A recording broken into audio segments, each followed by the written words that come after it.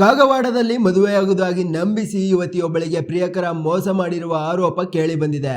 ಮೇಘ ಎಂಬ ಯುವತಿಯನ್ನ ಪ್ರೀತಿಸಿ ಬೆಳಗಾವಿಯಲ್ಲಿ 6 ತಿಂಗಳು ಜೊತೆಯಾಗಿ ವಾಸವಿದ್ದ ಉಪ್ಪಾರವಾಡಿ ಅಕ್ಷಯ ಸುಕುಮಾರ ಉಪ್ಪಾರ ಎಂಬ ಯುವಕ ಈಗ ಮದುವೆಗೆ ನಿರಾಕರಿಸಿದ್ದಾನೆ.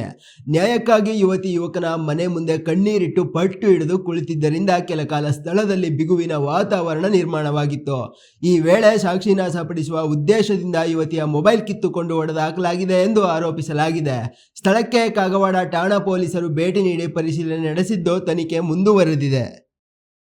ಮಾತಾಡ್ಬೇಕಿತ್ತು ಎಲ್ಲರ ಮುಂದೆ ಮೊಬೈಲ್ ಹೊಡೆದಿದ್ದಾವ್ ಹೊಡೆದು ಏನ್ ಮಾಡ್ದೆ ಎಲ್ಲ ನಿಮಗೆ ಗೊತ್ತಾಯ್ತು. ಈಗ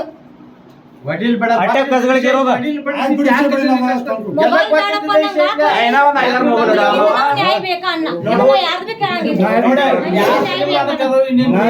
ಮೊಬೈಲ್ ಬ್ಯಾಡ್ವಿ ಮೊಬೈಲ್ ಬ್ಯಾಡಿ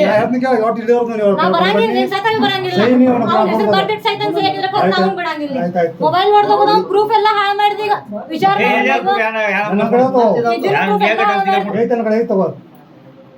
ಎರಡೆರಡು ಸಲ ಪ್ರೆಗ್ನೆಂಟ್ ಮಾಡಿದಾರೆ ನನ್ನ ನೀವು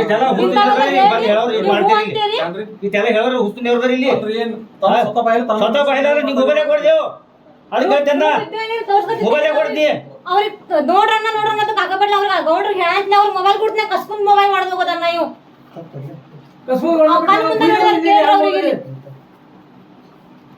ಇವೆಲ್ಲ ನೀವು ನ್ಯಾಯ ಮಾಡಿ ಕುಡಿ ಬುಕ್ಣೆ ಮಾಡಿದ. ಈಗ ವಿಚಾರ ಮಾಡ್ರಿ